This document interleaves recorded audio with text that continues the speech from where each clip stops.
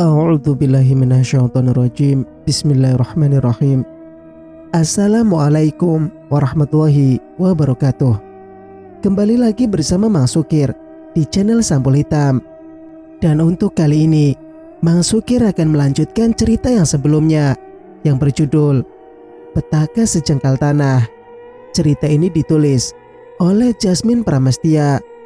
Sebelum masuk ceritanya, bagi teman-teman yang belum subscribe, silakan subscribe channel ini dan nyalakan notifikasinya agar tidak ketinggalan cerita-cerita berikutnya. Dan tak usah berlama-lama, mari kita ke ceritanya. Selamat mendengarkan.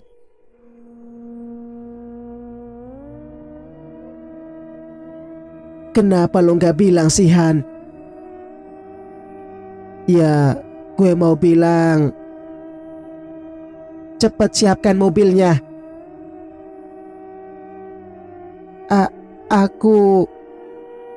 Kamu tetap di rumah sama Mbok Narti.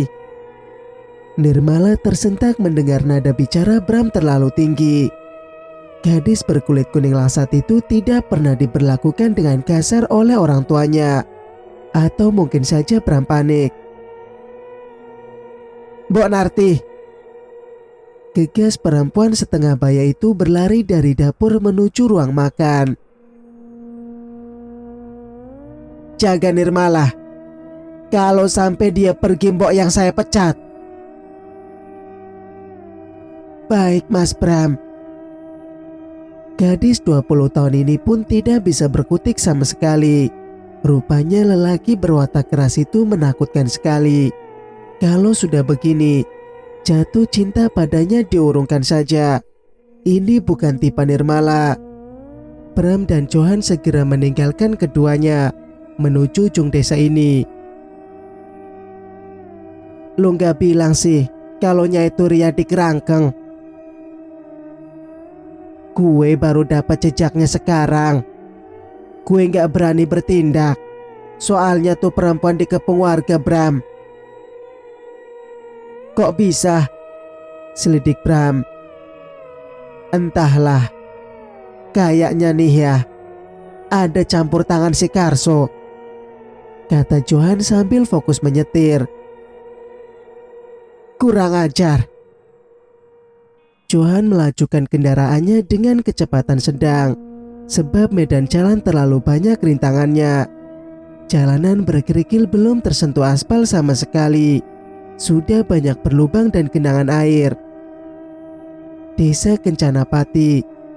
Desa ini terkesan sangat sepi. Bahkan seperti tidak ada tanda-tanda makhluk yang hidup di sini. Namun, jangan salah kira, di desa ini ada yang paling padat penduduknya. Itu di bagian utara. Dan jaraknya lumayan padat dan lumayan jauh dari tempat yang disewa oleh Bram. Bisa dibayangkan bila malam tiba, di tengah-tengah desa ini ada pemakaman umum yang mana seperti tidak terawat. Hampir dipenuhi oleh semak belukar dan rindangnya pohon-pohon yang tumbuh sembarangan. Ada beberapa tempat yang digunakan untuk ritual atau seseorang melakukan pesugihan di dalam makam. Diperkirakan jumlah penduduk tidak mencapai 100 kepala keluarga. Mereka ada yang pindah dan pergi merantau. Di bagian utara, jumlah kepala keluarga bisa dihitung kira-kira hanya 50 saja. Sisanya entah tidak tahu kemana. Sekitar 20 menit kemudian, Bram dan Johan pun sampai di suatu tempat. Alun-alun desa Kencanapati. Di sana sudah berkumpul orang-orang yang mengelilingi Turiah. Bram terperangah ketika turun dari mobilnya. Ia melihat ibunya Nirmala diikat ke tiang sambil dilempari batu atau kotoran lainnya. Pergi kau wanita gila. Kau tidak pantas hidup. Pantas saja suamimu mati. Dirimu gila seperti ini mana ada yang mau. Rumah hangus terbakar menyalahkan orang lain. Jangan-jangan kau pelaku sesungguhnya yang membakar rumah sendiri. Cuy. Orang tua dan anak-anak berkumpul mengelilinginya. Sumpah serapah dilontarkan pada wanita setengah abad itu. Tubuhnya mengeluarkan aroma bau yang berasal dari kotorannya sendiri.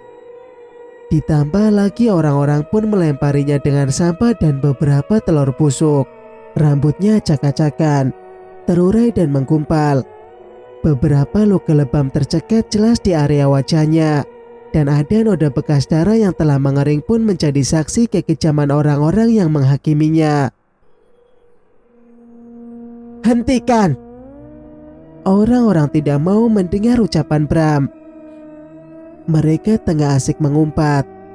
Tua, muda, dan anak-anak yang tak tahu menau pun ikut-ikutan mengumpat. Sungguh miris sekali. Cukup! Berhenti! Bramantyo mencoba menerobos kerumunan dan menghampiri Turiah sambil mengangkat kedua tangannya agar para warga tidak melemparinya lagi. Minggir anak muda. Dia urusan kami.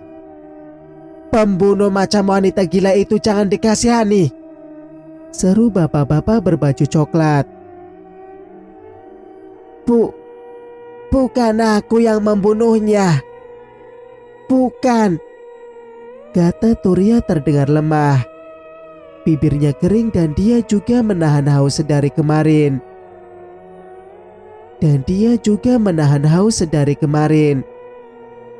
Han, lepaskan dia. Johan membelah kerumunan. Tidak bisa. Kalian harus mengikuti aturan di desa ini. Jika ada pembunuh, maka mereka wajib menerima kemarahan kami, ujar salah satu anak buah Karso. Rahang Bram mengeras. Aturan macam apa ini? Kemarahan seperti apa? Menghakimi orang lain tanpa memiliki rasa iba, seperti binatang, geram Bram. Apa kalian menjadi saksi atas perbuatannya? Apa benarnya itu Riah pembunuhnya?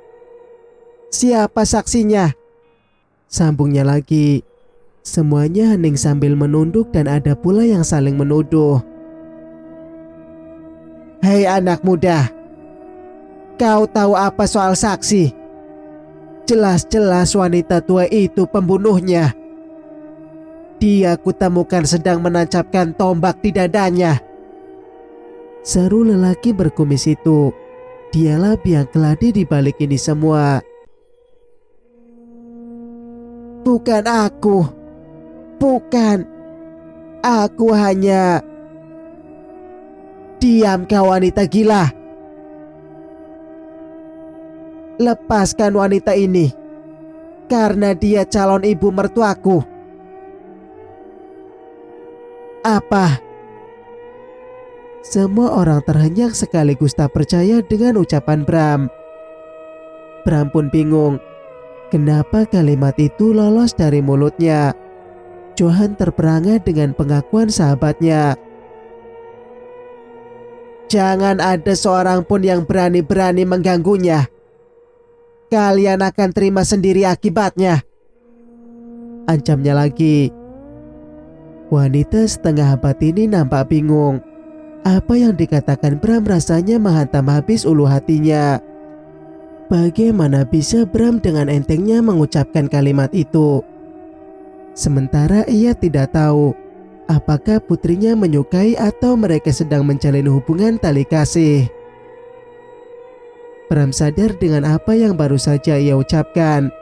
Dia bercanda, tetapi kalau Nirmala bersedia, dia akan menikahinya.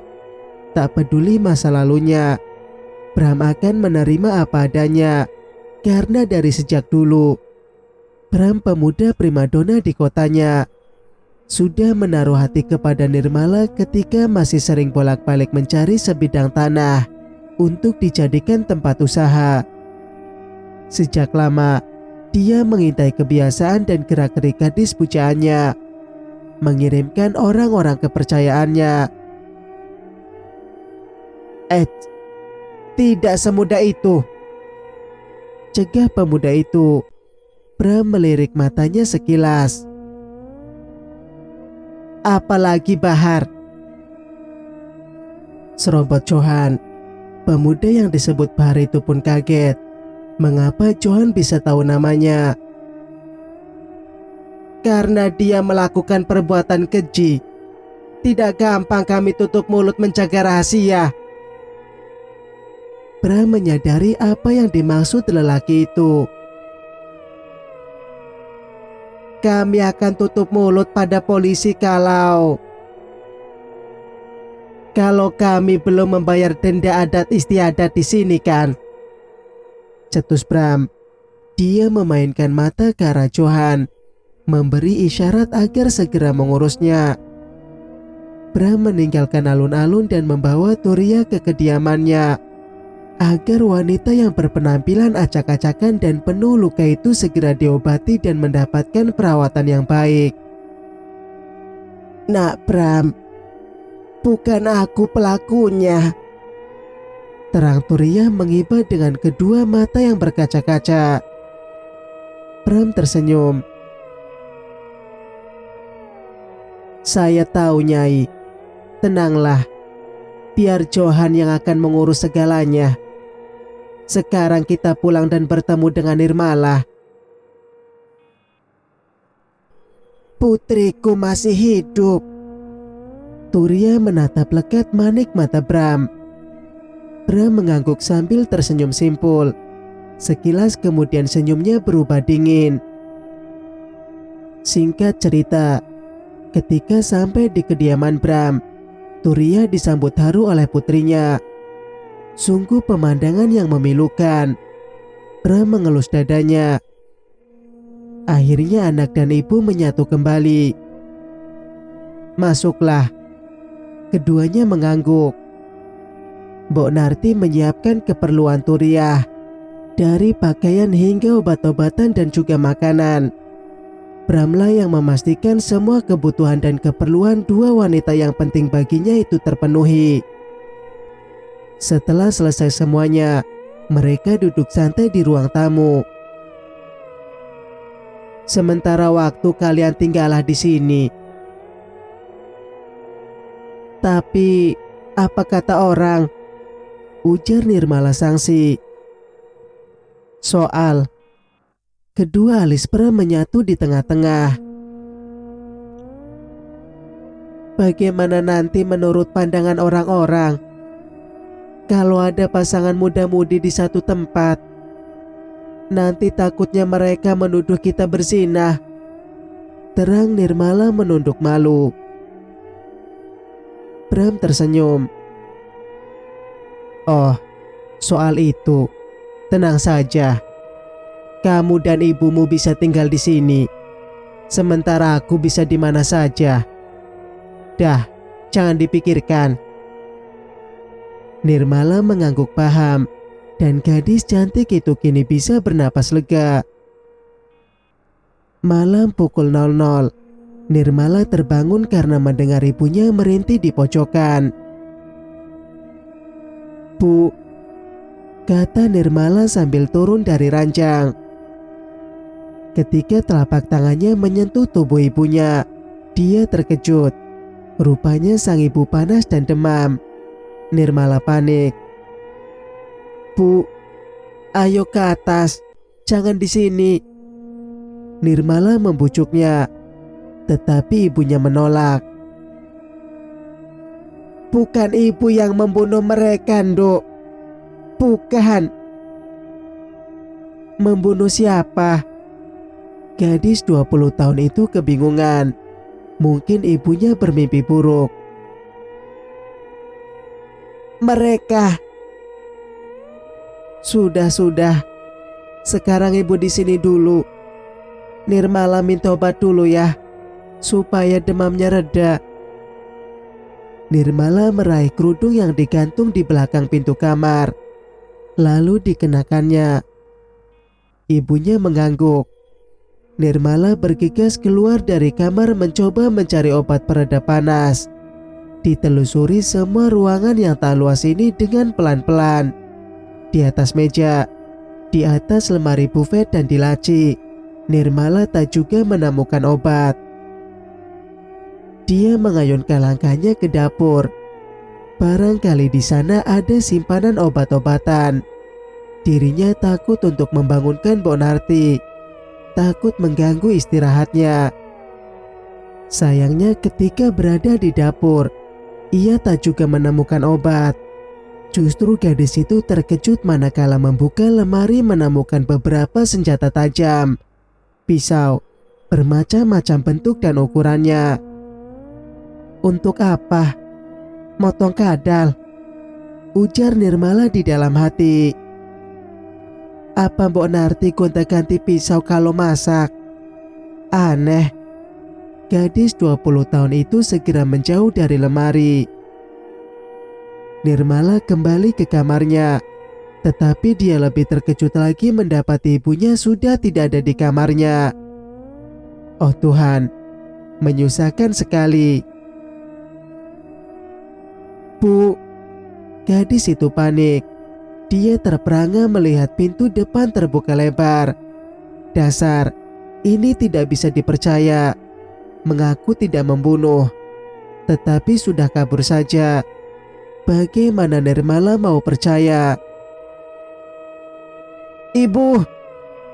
Nirmala berteriak di teras sambil melempar pandangannya, menyapu bersih tempat gelap.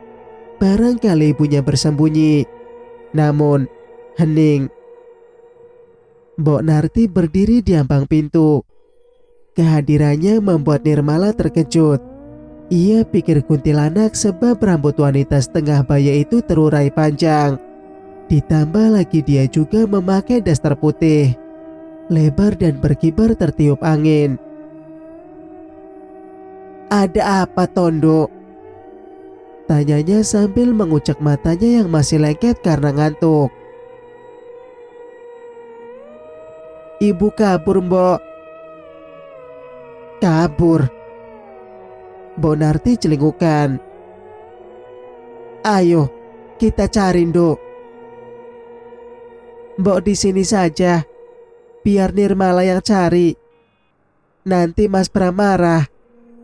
Gadis itu kembali masuk ke dalam, mencari senter. Pintu ditutup dan dikunci oleh Mbok Narti, dan kuncinya pun dicabut olehnya. Mbok, jangan keluar, Nduk. Kita di sini saja, pinta Mbok Narti dengan raut wajah memelas. Ibu saya kabur, Mbok. Mana mungkin saya biarkan? Aneh. Kedua mata Nirmala melotot lebar. Dia berjalan menghampiri Mbok Narti yang masih berdiri dengan tubuh gemetaran. Mbok mohon, nurut apa kata si Mbok, Nduk. Jangan keluar. Kalau keluar nanti dimarahi Mas Bram. Saya tak peduli. Saya tetap mencari ibu saya. Kunci yang ada di tangan Mbok Narti disambar olehnya. Nduk.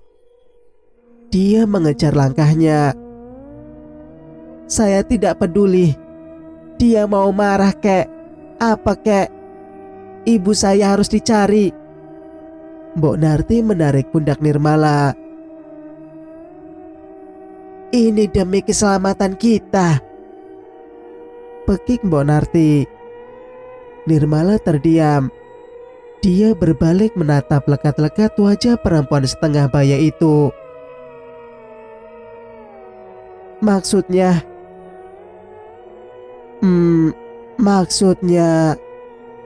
wajah Mbok Narti mendadak tegang dan pucat, persis kuntilanak. Hal ini pun didukung oleh dasternya yang berwarna putih. Ada apa? Kenapa Mbok Narti seperti ketakutan? Nirmala terus mendesaknya, tetapi Mbok Narti tidak mau menjelaskan sedikit pun kepadanya. Kalau Mbok takut, biar saya saja. Nirmala gegas mencari senter dan ia membawa sebilah pisau untuk dijadikan senjata. Malam-malam begini mau cari kemana Mbak Malah? Tanya perempuan itu lagi. Napasnya seakan di ujung jalan. Dia takut jika tuannya marah. Kemana saja, Mbok? Saya nggak mau kalau ibu kenapa-kenapa. Hanya dia keluarga saya satu-satunya. Mengucapkan kalimat ini, hati rasanya pegal. Bukan tak ingin menyebutkan Musli sebagai keluarganya. Tetapi sampai saat ini lelaki 27 tahun itu belum terlihat batang hidungnya. Sangsi kalau suatu saat ibunya tak lagi di sisinya, Musli belum tentu melindungi Nirmala. Nduk, jangan, Mbok mohon, pintanya sambil menangkupkan kedua tangannya di dada. Nirmala menggeleng pelan. Dia tetap dengan keputusannya. Tak peduli bahaya ataupun gelap sekarang. Kalau Mbak Nirmala nekat, Mbok takutnya kita dalam keadaan bahaya. Soalnya... Mbok Narti mendekatkan bibirnya ke arah telinga Nirmala yang ditutupi kerudung. Mas Pram, tukang jagal. Mbok bercanda. Mbok tenang saja di sini. Saya yang akan mencari ibu. Bilang saja Nirmala ada keperluan mendesak. Tapi Nduk, atau Mbok ikut saja dengan saya, saran gadis bermata belok itu. Satu teguk air liur membasahi kerongkongan Mbok Narti. Pilihan yang berat, sama-sama berisiko dan berbahaya. Sepersekian detik, pikirannya melayang dan kepalanya mendadak pening. Baiklah, Simbo ikut Mbak Nirmala saja kalau begitu. Wanita setengah baya berdastar putih tersebut pun masuk ke kamarnya, mengambil senter dan senjata tajam yang disembunyikan di balik sweaternya. Nirmala bernapas lega. Setidaknya dia mempunyai teman untuk berkeliaran di tengah malam mencari ibunya. Mbok Narti mengunci pintu depan dan meletakkan anak kunci di bawah pot bunga berukuran besar. Jantungnya sedang tidak baik-baik saja, berdetak kencang tidak karuan, antara takut, kasihan dan takut mati. Jaga Nirmala jangan sampai dia pergi dari rumah ini, Mbok. Jangan sampai dia kenapa-napa. Kalau dia terjadi sesuatu, Mbok orang pertama yang akan saya... Mbok, kata Nirmala membuyarkan lamunannya. Kita harus mencari kemana? Kira-kira di mana yang banyak penduduknya? Mbok Narti terdiam sesaat. Ingin menjawab takut salah. Lagi pula jika ditempuh dengan berjalan kaki pun jauh. Apa harus banyak penduduknya? Mbok Narti balik tanya. Bisa saja ibu saya mencari orang yang dicari. Apalagi sempat disiksa, ungkap Nirmala dengan nada sedih. Suara jangkrik dan katak saling bersaut-sautan. Ditambah lagi udara semakin mencekam dan dingin. Nirmala mengedarkan pandangannya, pun sama dengan Mbok Narti. Keduanya menatap malam dengan tatapan penuh arti. Ditelusuri setiap rumah-rumah warga, tetapi tak satu pun mereka menemukan Turiah. Malam makin meninggi, semakin dingin menguliti tubuh. Aroma tanah lembab dan wewangian yang berasal dari bunga sedap malam pun siap menggerogoti rongga hidung mancungnya. Jalan berbatu dia lalui dengan perlahan, sambil menyorotkan senter ke setiap sudut kebun, rumah, jalan dan kuburan. Ini yang membuat hawa semakin mencekam. Ditambah lagi burung hantu seolah sedang memamerkan keindahan suaranya di malam hari.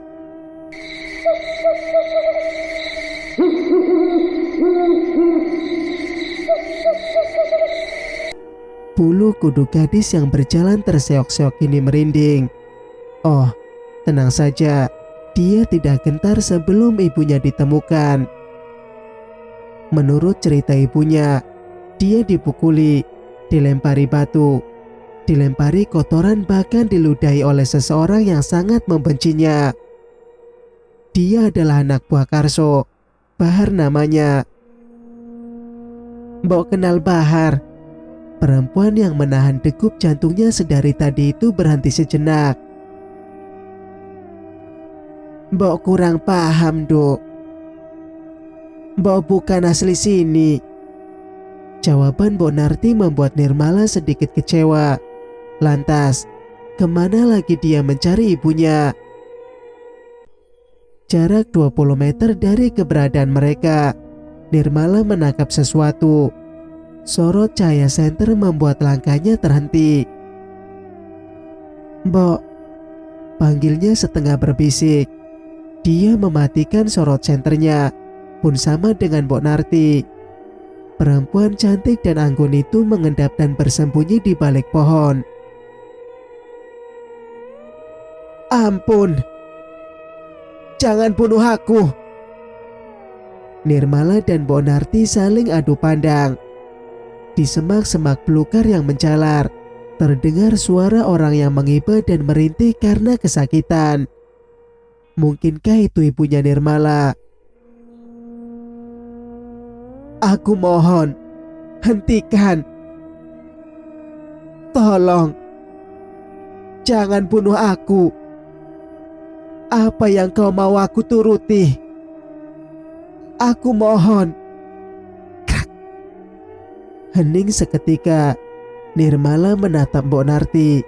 Kedua matanya membesar. Dia menyembulkan kepalanya di balik batang pohon sambil celingukan mencari tahu siapa mereka. Dia hanya menatap punggung seseorang. Seseorang yang sering ia pergoki, tetapi tak mengenali wajahnya. Seseorang yang berjubah hitam. Seketika Nirmala terhenyak. Ini tidak bisa dibiarkan. Hei, siapa di sana? Teriak Nirmala. Teriakannya membuat Mbok Narti senam jantung. Gila, Nirmala nekat. Seseorang tersebut lari terbirit-birit. Nirmala mengejar, disusul pula Mbok Narti. Mereka terkejut. Ibu. Nirmala menutupi mulutnya dengan kedua tangan. Ibunya terduduk menghadap mayat yang bermandikan darah. Di dekat mayat tersebut ada pisau, pun berlumuran darah merah, segar, amis dan menyengat. Mbok Narti tak tahan, ia segera berbalik memuntahkan isi perutnya. Sementara Nirmala memeluk tubuh ibunya yang gemetaran. Jadi, selama ini orang yang berjubah hitam itu, ibunya. Ibunya menoleh padanya. Tatapan kosong, bibir pucat, mata yang berlinang air mata dan tubuh yang menggigil. Ibu, ucap Nirmala terbata-bata. Pembunuh. Ibunya tersenyum tipis. Tubuh Nirmala lemas dan merosot ke tanah. Dia melempar pandangan pada songkok tubuh yang tergeletak tak bernyawa. Kondisi mengenaskan. Batang leher luka menganga lebar. Pori-pori yang terkoyak meluapkan cairan merah dan kental. Bukan. Ibu tak bisa berbohong, Bu. Jelas-jelas mayat dan senjata tajamnya ada bersama ibu. Nirmala tak bisa menahan air matanya yang kian membuncah. Ibunya menggenggam tangan Nirmala. Darah yang menodainya ikut menodai punggung tangan gadis cantik itu. Gadis 20 tahun yang berselimut luka menepisnya. Jadi, selama ini ibu yang membunuh mereka. Untuk apa? Bukankah Nirmala bilang jangan pernah balas dendam? Biar Allah yang membalas dengan caranya. Maaf. Untuk apa, Bu? Keduanya terdiam. Maaf, Bu. Terpaksa Nirmala laporkan Ibu kepada pihak yang berwajib. Nirmala berdiri. Dok, Ibu mohon jangan. Ibunya memegangi kakinya. Ibu mohon. Kenapa? Ibu takut Juragan Karso menggangguku, Bu. Takut mereka melecehkan lagi. Tanyanya. Dadanya seakan bergelombang dan menghantam karang. Nirmala akan kirimkan Ibu ke penjara untuk menebus dosa di dunia. Daripada di akhirat nanti itu lebih pedih. Lebih baik di dunia. Iya kan, Bu? Ibu mohon, Dok. Ibunya terus merengek, bahkan ia memeluk kaki jenjang putrinya. Tenang saja. Agar Nirmala terlepas dari gangguan Karso. Nirmala akan menerima lamarannya. Toh yang sudah menodaiku lelaki bandot itu. Mengucap kalimat ini, Nirmala terisak. Hatinya semakin sakit, tidak tertahan lagi. Pikirannya seakan buntu. Hidupnya hancur dan pasrah. Siapa lagi yang sudi kiranya menerima gadis yang telah koyak kesuciannya macam dirinya? Dok, dengarkan Ibu. Tidak ada yang didengarkan lagi, Bu. Nirmala sudah menyaksikannya sendiri. Ibulah pelakunya. Benar dugaan Nirmala selama ini. Andai saja tadi langsung bertindak, mungkin pria malang itu masih hidup sekarang. Dok, pekik ibunya. Dia menangis dan meraung seperti anak kecil. Nirmala, kau di sini, seru seseorang. Sontak Nirmala dan Bonarti menoleh ke sumber suara. Bonarti mendadak kaku, pun sama dengan Turiah. Ada apa dengan mereka?